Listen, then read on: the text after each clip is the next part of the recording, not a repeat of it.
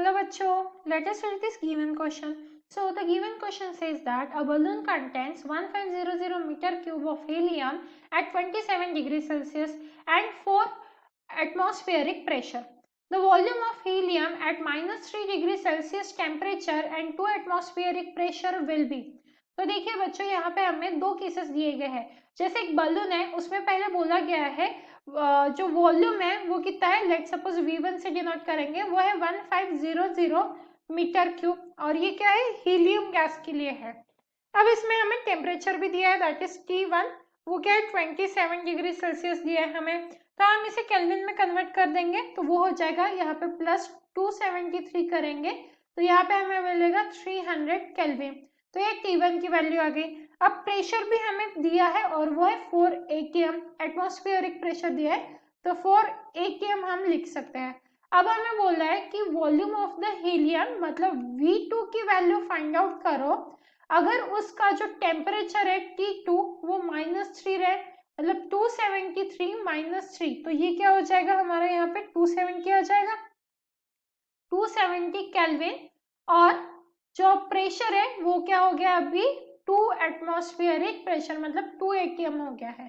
तो यहाँ पे केस 1 और केस 2 हमें दी गई है, ये फर्स्ट केस हो गई, और यहाँ पे हमें सेकेंड केस दी हुई है, और सेकेंड केस में हमें वॉल्यूम की वैल्यू फाइंड आउट करनी है।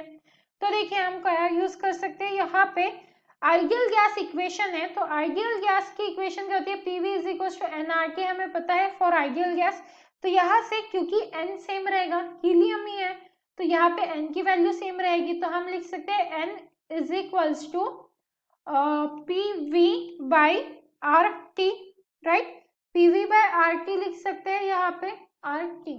अब देखो R भी कांस्टेंट है, गैस कांस्टेंट है, तो इसीलिए हम directly P1V1 by T1 is equals to P2V2 by T2 लिख सकते हैं। अब क्या कर देंगे, हम वैल्यूज को सब्स्टिट्यूट कर देंगे और V2 की वैल्यू फाइंड आउट करेंगे, तो V2 इज इक्वल्स टू हो जाएगा हमारा यहाँ से P1V1 अपॉन T1 इनटू यहाँ पे आ जाएगा T2, और यहाँ पे आ जाएगा हमारा नीचे V1, राइट। सॉरी, ये आ गया P1V1 T1, ये T2 उधर चला गया और नीचे आ जाएगा P2। तो कुछ इस तरीके से हमारा फॉर्मूला हो जाएगा। अब वैल्यू सब्स्टिट्यूट कर देंगे। P1 की वैल्यू क्या है हमारे 4 है, V1 की वैल्यू है हमारे 1500 और T2 की वैल्यू क्या है 270 डिवाइडेड बाय T1 की वैल्यू क्या है 300 इंटू P2 की वैल्यू है 2। तो अब हम इसे कैलकुलेट करेंगे, राइट। यहाँ से ये 2 0 कट हो गए, एंड देखिए 2 इंटू क्या बचा हमारे पास, यहाँ पे 3 है, ये 9 0 हो गया, तो बचा क्या हमारे पास यहाँ पे 2 into 90 into 15, right. That means ये हो जाएगा 15 2 जा 30 इंटू 90, तो ये हो गया 0 0 एंड 9 3 जा